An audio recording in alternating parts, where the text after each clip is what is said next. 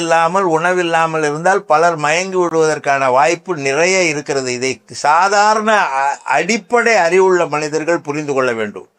ஒருவேளை இதற்கும் சினிமா வசனம் யாராவது எழுதி கொடுத்தால்தான் இப்படி பேச வேண்டும் என்று விஜய் நினைக்கிறாரா என்று தெரியவில்லை. அந்த 100 பேரும் மருத்துவமனையில் அனுமதிக்கப்பட்ட நேரத்தில் கரூர் மருத்துவமனையில் போதிய மருத்துவர்கள் இல்லாத போது திமுக அரசு, எங்களுடைய முதலமைச்சர், மற்ற அன்றைய முதலமைச்சர் எங்கள் தலைவர் மற்ற மருத்துவமனைகளிலிருந்து மருத்துவர்களை அழைத்து வந்து அந்த 100 பேரில் 60 பேரின் உயிரை காப்பாற்றி இருக்கிறார். 40 பேரை காப்பாற்ற முடியவில்லை.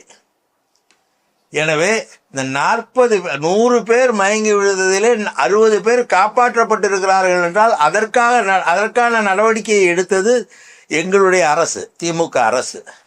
இதையெல்லாம் மறந்துவிட்டு மக்களை முட்டாள்கள் என்று எண்ணிக்கொண்டு பொய்யை பிரச்சாரம் பண்ணுகிற வேலையை விஜய் தொடர்ந்து செய்து வருகிறார்.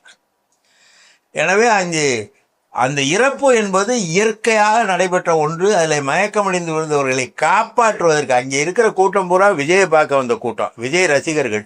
கீழே விழுந்தவர்களை காப்பாற்றக்கூட அவர்களுக்கு மனது வரவில்லை. சில இடங்களிலே நான் பார்த்தேன், அவர்கள் மீது ஏறி போகிறார்கள், அவர்களை உதைத்து தள்ளிவிட்டு போகிறார்களே தவிர அவர்களுக்கு தண்ணீர் கொடுக்க வேண்டும், அவர்களை எங்கேயாவது தூக்கி உட்கார வைக்க வேண்டும் என்ற எண்ணம் கூட இல்லாத ரசிகர் கூட்டத்துக்கு நடுவிலே இது நடந்தது. சார், இப்போ தொடர்ந்து திமுக மேல ஊழல் குற்றச்சாட்டுகளை வைக்கிறாரு. பார்ட்டி ஃபண்ட் வாங்கினாங்கன்னு சொல்றாரு. குறிப்பா முன்னாள் அமைச்சர் செந்தில் பாலாஜி ஓடி கொண்டிருக்காருன்னு சொல்றாரு. இன்னொரு அமைச்சர் சிங்கப்பூருக்கு போயிட்டாருன்னு சொல்றாரு. இதெல்லாம் எப்படி பாக்குறீங்க? இங்க ஊழல் இல்லை, லஞ்சம் இல்லை அப்படிங்கிற ஒரு கருத்தையும் முன்வைக்கிறார். அவங்க கட்சி வழக்கறிஞர் ஒருவரே வழக்கு தொடர்ந்திருக்கிறார். அரசு வழக்கறிஞர் நியமனத்தில் 5 லட்சம் 10 லட்சம் 20 லட்சம் பணம் கேட்டார். பணம் வாங்கிக்கிட்டு தான் நாங்கள் வழக்கறிஞர்கள்லாம் நியமிக்கப்பட்டிருக்காங்கன்னு அவங்க கட்சி, அவங்க அமைச்சர் ஒருவர், மூத்த அமைச்சர், அந்த கட்சியின் பொதுச் செயலாளர் லஞ்சம் வாங்கி கொண்டு இந்த நியமனங்களை செய்தார் என்று நாங்கள் யாரும் சொல்லவில்லை.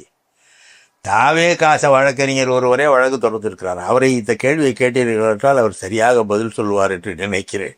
சார், அந்த இடத்துல போதிய காவல் பாதுகாப்பு இல்லைன்னு கூட இன்னைக்கு மறுபடியும் சொல்லியிருக்காரு. ஒரு பெரிய கூட்டத்திலே ஒவ்வொரு ஆளுக்கும் ஒரு காவலர் பாதுகாப்பு இருக்க முடியாது. அந்த கூட்டத்தில் கலவரம் நடந்தால் காவலர்கள் உள்ளே நுழைந்து அந்த கலவரத்தை அடுக்கலாம். வெயிலிலும் குடிக்க தண்ணீர் இல்லாமல் மயக்கம் போட்டு விழுந்ததை கலவரம் என்று எப்படி சொல்ல முடியும்? அது இயல்பான ஒன்று. பல இடங்களிலே, இங்கே கும்பகோணத்திலே குடமுழுக்கு நடைபெற்ற நேரத்தில் அன்றைய முதலமைச்சர் இங்கே சென்ற பொழுது பல பேர் அந்த கூட்ட நெரிசலில் கீழே விழுந்து இறந்தார்கள். அதற்கு திமுக தான் காரணம், எதிர்கட்சி காரணம் என்று அவர்கள் சொல்லவில்லை.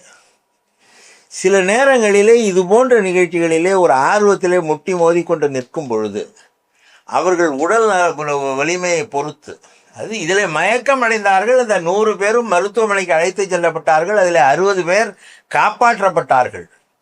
40 பேரை காப்பாற்ற முடியவில்லை என்றால் அவர்கள் உடல் அதைவிட மோசமாக, அது இந்த வெயில் கொடுமையையும் தண்ணி இல்லாத நிலையையும் உணவு இல்லாத நிலையையும் தாங்கி கொள்ளும் வலிமை இல்லாதவர்கள் இறந்திருக்கிறார்கள். இது இயல்பான ஒரு மரணம்.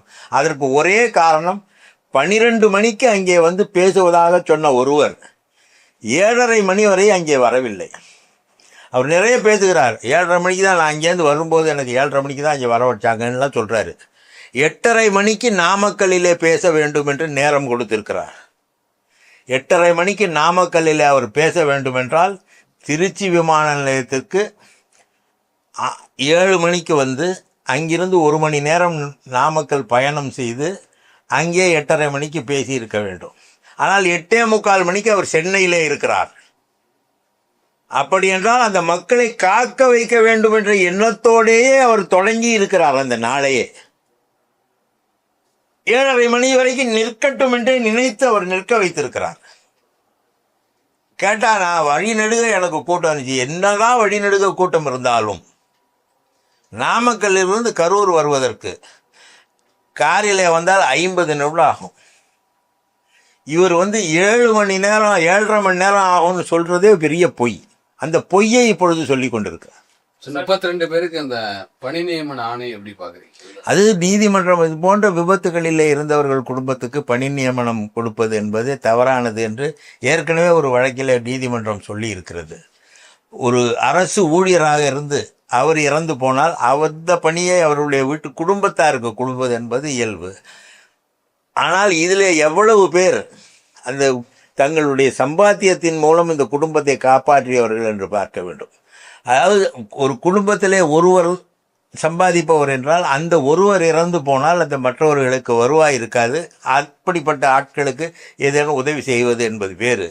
ஆனால் இது கரூரிலே இடைத்தேர்தல் வரப்போகிறது, அந்த மக்கள் நம் மீது கோபம் கொள்ளக்கூடாது என்று மக்களை ஏமாற்றுவதற்காக செய்கிற ஒரு செயல். சார், திமுகவும் அதிமுகவும் வேற கிடையாது. இந்த இடைத்தேர்தலை வந்து அவங்க அதோட கூட்டுக்களவாணி அப்படி இல்லைங்கிறத அந்த இடைத்தேர்தலை அவங்க நிரூபிக்கணும் அப்படிங்கிற சொல்றாரு.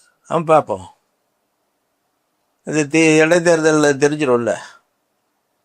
திமுகவும் அதிமுகவும் கூட்டுக்களவாணியா 50 ஆண்டு கால அரசியல் 1972 தொடங்கியது என்றால் 54 ஆண்டு கால அரசியலை தமிழ்நாட்டிலே எதிராக நடத்தி இருப்பது திமுக அதிமுக தான். இன்றைக்கு போய் இவர்கள் அதிமுக சட்டமன்ற உறுப்பினர்களை எல்லாம் குதிரை பேரத்தின் மூலம் விலைக்கு வாங்குகிறார்கள். மற்ற கட்சிகளெல்லாம் சோஃபா பரிமாற்றத்தின் மூலம். இங்கேயாவது ஒரு அலுவலகத்திற்கு ஒரு தலைவர் போகிறார் என்றால் அங்கே புது சோஃபா முதலில் போகுமா? அந்த அலுவலகத்திலே நாற்காலியே இருக்காத தரையில் உட்கார்ந்து பேச்சு கொண்டு இருக்கிறார்கள். எதற்கு புது சோஃபா போகிறது? இது போன்ற தவறுகளையெல்லாம் செய்துவிட்டு மற்றவர்களை பழி சொல்வது என்பது அவருக்கு வசனம் எழுதி கொடுத்தவங்கள தான் கேட்கணும். பாவம், அவரை கேட்கறதுலையா பலன் இருக்குமான்னு எனக்கு தெரியல. தண்ணீர் இல்லாமல் உணவில்லாமல் இருந்தால் பலர் மயங்கி விடுவதற்கான வாய்ப்பு நிறைய இருக்கிறது. இதை சாதாரண அடிப்படை அறிவுள்ள மனிதர்கள் புரிந்து கொள்ள வேண்டும். ஒருவேளை இதற்கும் சினிமா வசனம் யாராவது எழுதி கொடுத்தால்தான் இப்படி பேச வேண்டும் என்று விஜய் நினைக்கிறாரா என்று தெரியவில்லை. அந்த 100 பேரும் மருத்துவமனையில் அனுமதிக்கப்பட்ட நேரத்தில் கரூர் மருத்துவமனையில் போதிய மருத்துவர்கள் இல்லாத போது திமுக அரசு, எங்களுடைய முதலமைச்சர், அன்றைய முதலமைச்சர் எங்கள் தலைவர் மற்ற மருத்துவமனைகளிலிருந்து மருத்துவர்களை அழைத்து வந்து அந்த 100 பேரில் 60 பேரின் உயிரை காப்பாற்றி இருக்கிறார். 40 பேரை காப்பாற்ற முடியவில்லை. எனவே இந்த 100 பேர் மயங்கி விழுந்ததிலே 60 பேர் காப்பாற்றப்பட்டிருக்கிறார்கள் என்றால் அதற்கான நடவடிக்கையை எடுத்தது எங்களுடைய அரசு, திமுக அரசு. இதையெல்லாம் மறந்துவிட்டு மக்களை முட்டாள்கள் என்று எண்ணிக்கொண்டு பொய்யை பிரச்சாரம் பண்ணுகிற வேலையை விஜய் தொடர்ந்து செய்து வருகிறார். எனவே அந்த இறப்பு என்பது இயற்கையாக நடைபெற்ற ஒன்று. அதில் மயக்கமடைந்து விழுந்தவர்களை காப்பாற்றுவதற்கு அங்கே இருக்கிற கூட்டம் பூரா விஜயை பார்க்க வந்த கூட்டம், விஜய் ரசிகர்கள். கீழே விழுந்தவர்களை காப்பாற்றக்கூட அவர்களுக்கு மனது வரவில்லை. சில இடங்களிலே நான் பார்த்தேன்.